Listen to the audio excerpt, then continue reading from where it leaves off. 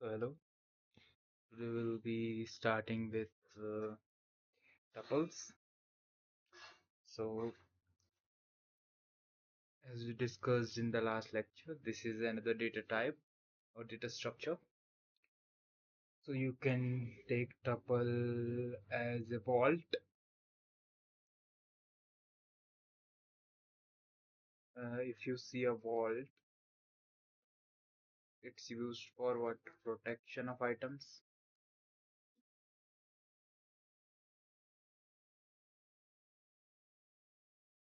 In the same way,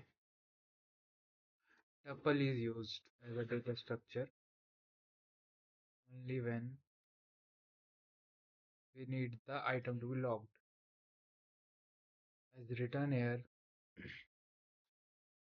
tuples are immutable.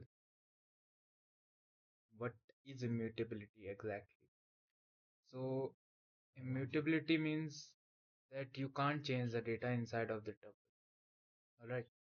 So, as written here, that how locking data in place breeds predictability, safety, and architectural elegance. So, last lecture we studied about lists, right? So, lists, it's a basic misconception that lists are basically sorry, tuples are basically modified form of lists, but it's a wrong concept. Basically, it's a misconception, as written here. What is a misconception? A tuple is just a list that you can't change. That's wrong. And what's the reality then? A tuple is a precision instrument for data integrity. What do you mean by data integrity?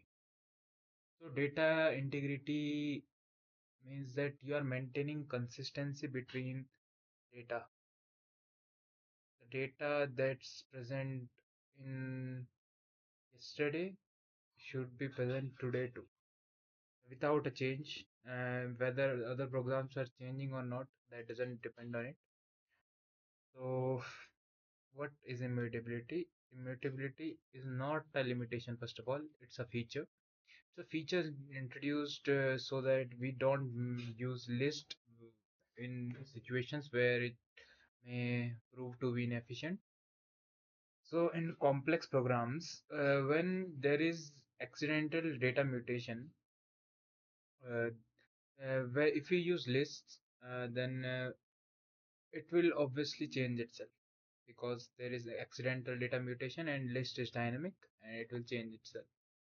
So here we use tuples, right? So tuples won't change itself; it's there immutable. And tuples also offer structural guarantee that list cannot because they are dynamic, obviously. Next, we'll just see the differences between list and tuple. Lists are mutable, as we already know, and they are dynamic. What do you mean by dynamic? So, dynamic basically means that it changes its size as per the requirement, and the syntax is by square brackets or big brackets, and they also store heterogeneous data type and evolving collections. That means we use tuples, sorry, lists in the places where we are constantly updating data. And in tuple, if you see it's immutable logged, we use parentheses or small brackets there to initialize it, obviously.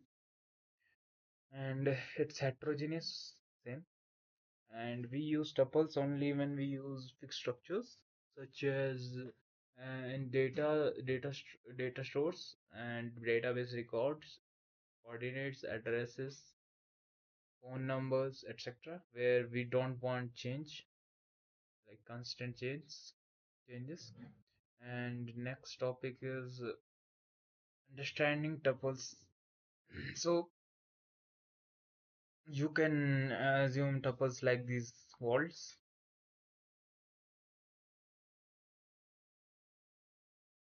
So these vaults are basically it. You can just assume them as tuples, and each data is stored in different vault, and they're locked. You can obviously see them from above, but you can't access them. You can't change them. Right? Yeah, you can read them, but cannot write them. Only read accessibility is there. Right. So they are found by parentheses as written. Inside the vault, data types exist seamlessly. Okay, just like here, two int values are there and two string values are there. Now, how do we navigate the vault? Like there is bidirectional indexing, just like in string and what do we call lists. It also has bidirectional indexing. You can index it from 0 to 4 or -5 to 1, or you can say 0 to n minus 1 or n to minus 1. Right. So this is just exactly same like others. So this memory block and this memory block hold the same address. That's just specifying it. Mm. Now slicing. Slicing basically does not properly work in tuples, so we use just two operations mainly. It does work, but we don't prefer to use slicing. So first of all, if we use just two columns like this, it will just clone like this. As you can see, it just clones the same thing. And -1, if you type -1, as I've already told, it will just mirror it or just say reverse it, right? So there is concatenation in tuples. In tuple concatenation, you have to just keep in mind that tuple concatenation can only be done with another tuple. If you try concatenating a list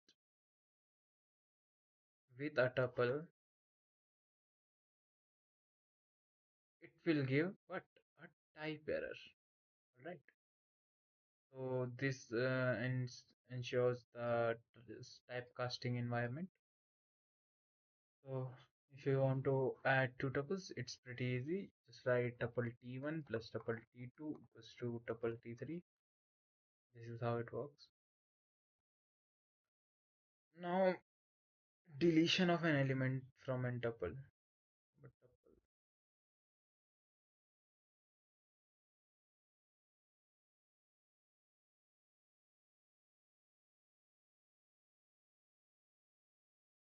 deletion of an element from an tuple.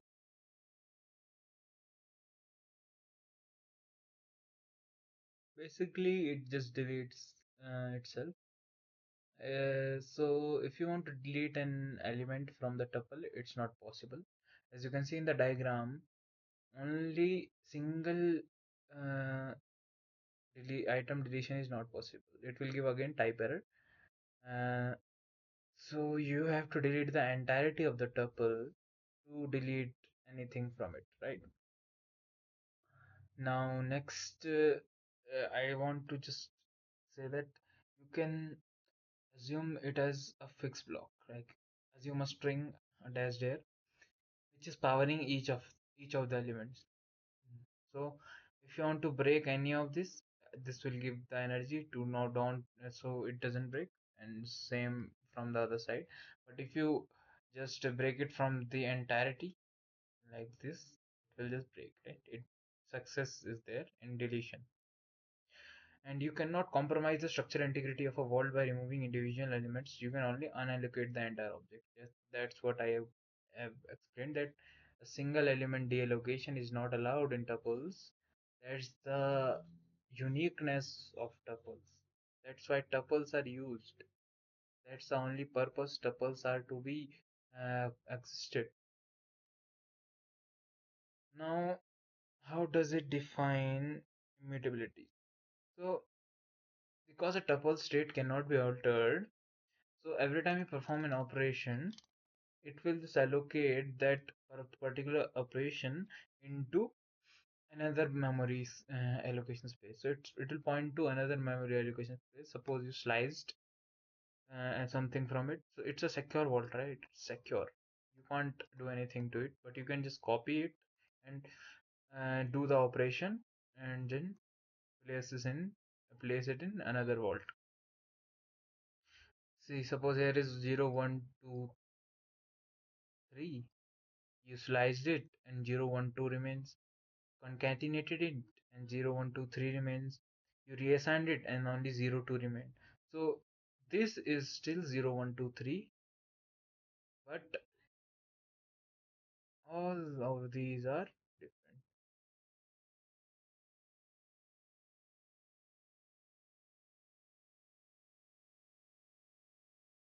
Now extracting sorting mechanism that is not in our syllabus. So we'll just keep it for now, I guess. Now elegance of the locked grid. So what is the elegance of the locked grid? Why do we actually use tuple? So tuples are pretty predictable. And that means the memory is fixed and consistent. So fixed memory allocation guarantees runtime efficiency. So it's pretty efficient because the system already knows that it won't change and it's already there. And then safety. What does safety mean? Safety is non-destructive operation natively prevent accidental state mutations. That means it's pretty safe because it's immutable and it won't change any data. Precision is in all the data types mostly, as it can be accessed by indexing, so it's pretty precise. Now, tuple mastery is there no such thing as tuple mastery basically. It's just written here. Tuples are pretty easy.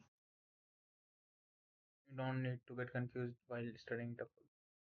So that is it for tuple. Now just open VS Code and we'll just study some of it over there. Let me open VS Code.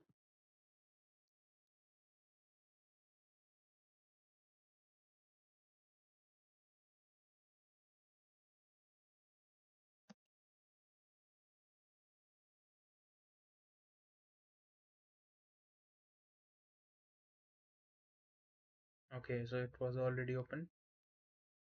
So I have already made a file called tuples.py. Now let's say making a tuple. Let's say initializing a tuple a 1, 2, 3, 4, 5 exactly. Now we'll just print a. So it will just print 1, 2, 3, 4, 5. Now let's just say I want to accessing the tuple.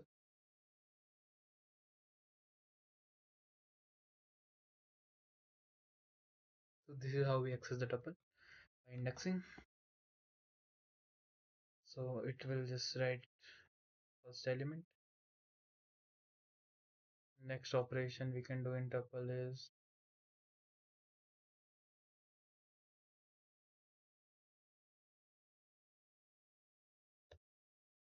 also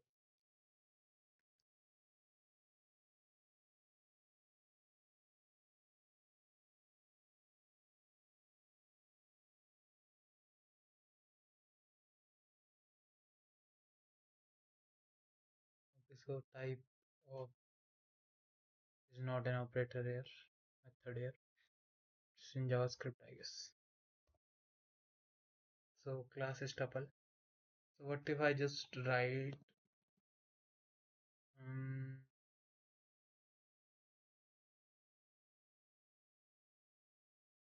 so in your opinion this should also work as a tuple, right?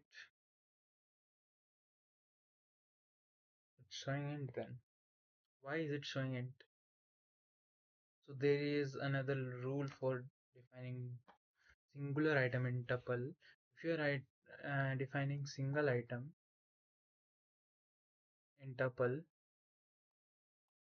then you will have to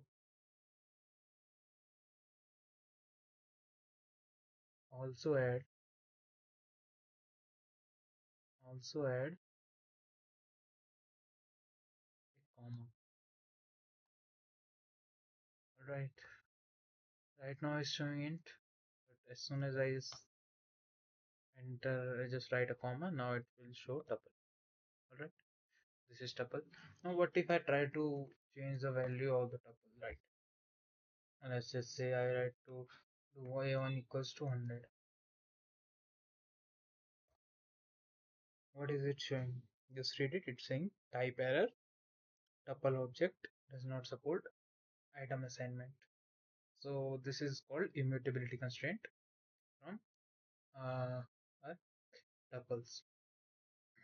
Now what else is left in tuples? Concatenations of tuples. So I'll just say print a plus b. It will just concatenate the tuple. So this is the concatenation. Now let's say slicing the tuple.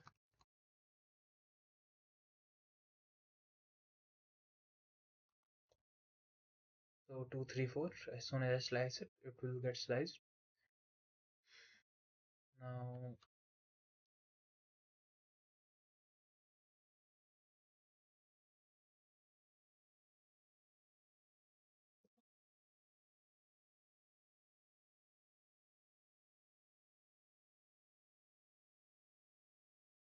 okay.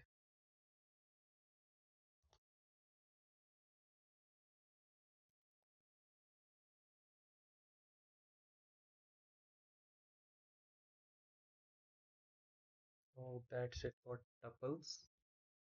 Now I guess this lecture is pretty short, so I'll just cover another concept here. I'll just cover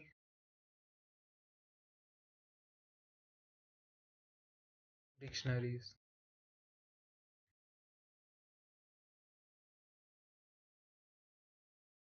So dictionary is also a short topic. After that, we'll be doing questions on this topic, so that we get a better understanding of dictionaries and other data structures that we have studied. After that, only um, after this, another type is left, that is set. So I guess, in my opinion, that we should first study set rather than dictionaries, because set is much more related to tuples. Uh, so we just go to sets and validity, and we'll start. So, what do you understand by a set? Set is a collection of data. But in Python, set is a collection of unique data. That means there is no duplication allowed in sets, and there is no mutability allowed in sets. So it's, it doesn't have duplicate values, and it's high performance and uses hash tables. All right. What is hash tables? Hash tables you will learn in data structures and algorithm, or even when you study DBMS, you can learn it from there. So it's a filtration system. Consider this as a sets filtration system, all right?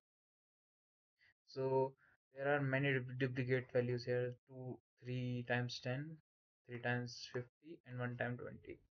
So it will just cancel out these two, cancel out these two, and only output these three, because there is no duplicacy required. Okay. So how do we basically call a set? We use curly braces for set. This is a set. Now, what is the core DNA of set? Why set? What is the uniqueness of set? First of all, it's unordered. Elements do not have a fixed position. They cannot be accessed using numerical indexes, and there is no specific order for elements to be printed. It's just like a cluster. As I told, it's unique. Stores only unique elements. Any duplicate values are automatically removed on creation or insertion. Okay. It's heterogeneous data type, like every other data type we have studied. It's heterogeneous. So the immutability paradox. The container is mutable. You cannot modify the overall collection using methods like add or remove. The set itself can grow or shrink. The contents are immutable. You cannot modify the individual elements directly once they are inside. So what does that mean? You so set is the entire set is mutable. Like the box of the set is mutable. Its size is mutable. It can be extended. But the items inside it will be the same. You can stretch the container, you can shrink the container, but the items inside the container will be the same. So there are two methods you have to study here. First one is dot add and second one is dot remove. At the as the name suggests, dot add will add and dot remove will remove the items which we want to remove. Okay. So how does hash table works? Okay. This is just the basics you need to know. So sets achieve blazing fast search, insertion, and deletion speeds because they do not rely on sequential lists. They are implemented internally using a hash table similar to dictionary. So the mechanisms. So set elements are stored as keys in the hash table and paired internally with dummy values. Python calculates a hash for each element to determine exactly which memory bucket it belongs in. So hashing is basically you can say a technique. Okay. So we just see the number of elements and we just module it, sorry, yeah, mm, and we just module it by the maximum number of elements it can store, let's say m. Then whatever the value comes, it's called the bucket size. And once the bucket size is obtained, we throw it into the bucket 0, 1, 2, 3, 4, or 5, 6, 7, whatever the bucket size is. And this is called hashing and indexing. So if what there is someone might think that what if there are multiple of the same bucket size, then we use two things, that is linear probing and then quadratic probing, and there are many things that's not in your syllabus. You just need to know that hash tables are used for searching in sets. This is, as I told, has collisions. Use chaining, probing, traversal, many things. Now, creation and typecasting are few things that you need to know. That how do we insert and how do we remove elements? As I already told, to insert an element, you need the method dot add. To remove, you need dot remove, and to clear, you need dot clear. So there are few more methods you need to know about sets. In mathematics, you must have studied about union. What is union? The entirety of the sets without with the common elements is called the union.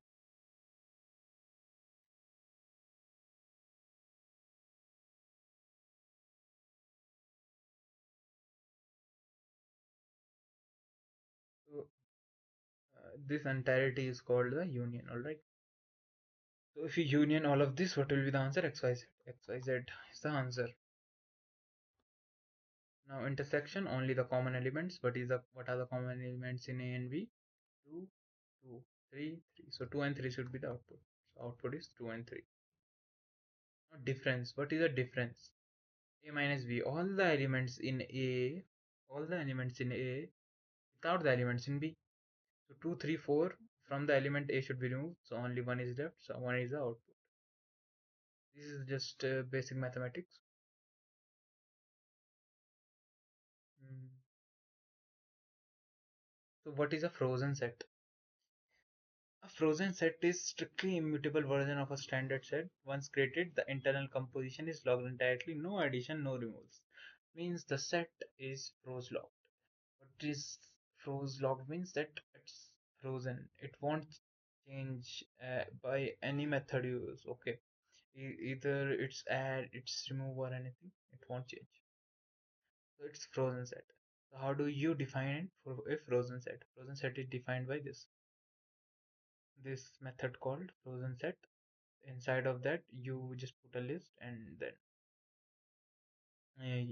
a frozen set is the output.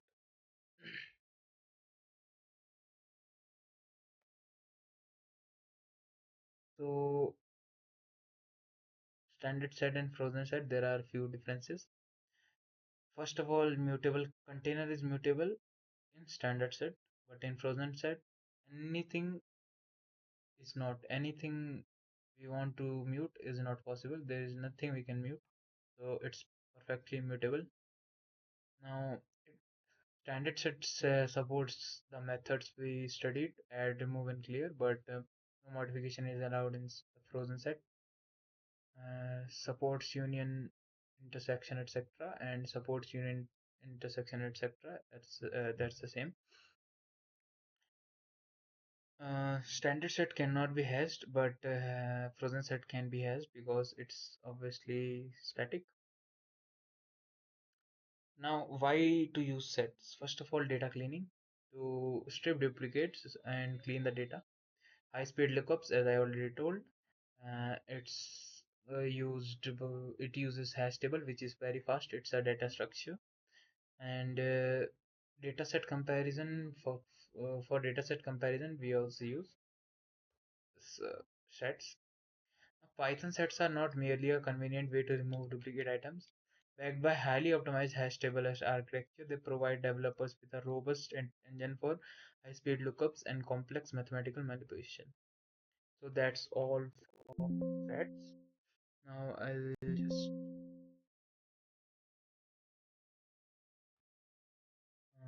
we'll just implement dictionary, sorry, sets.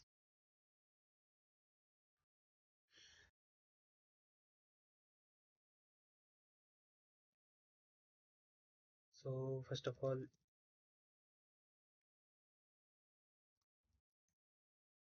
so to initialize a set, I'll just put this value here, and then we'll just print the values, and then we'll just accessing values in the set is not possible as it is unordered. Alright, so it's unordered, so we cannot access it.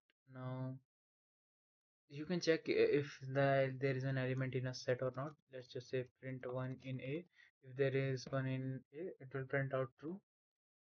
And as it uses hash tables, it's pretty efficient, so it's pretty fast. Now, if you want to print type of A, it will print out as a set. Now, using few methods that can be used to add and remove elements from the set. Suppose I add 6 and then print A, then I remove 3 and then print A, and then what if I clear and then print A, and there is a method to define an empty set, which is either this, okay, or either this. These are two ways to define an empty set. Now let's just print it. See, it's showing empty set. Alright, what if I do this, and what if I do this and print uh, print B, comma C.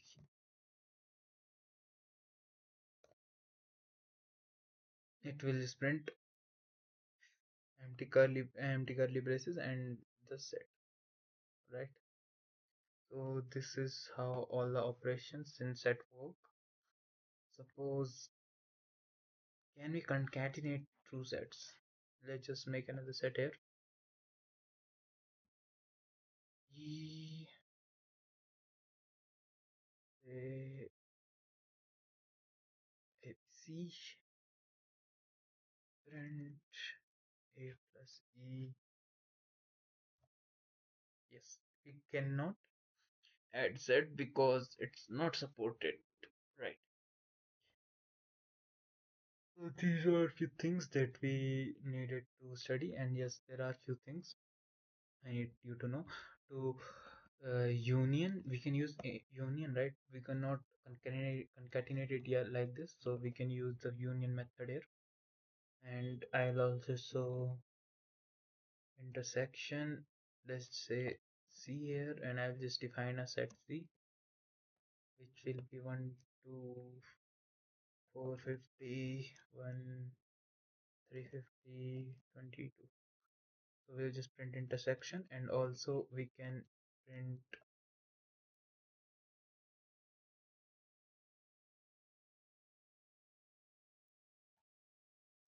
difference, a dot difference.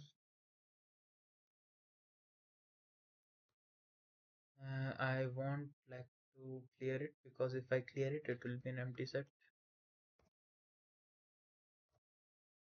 So it will be 2, 4, 5, 6, and 1, because difference is 2, 4, 5, 6. 1 is the intersection. And union, as you can see,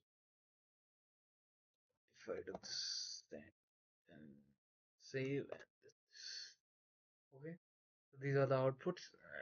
These are all the expected output, but I just wanted to show them up just for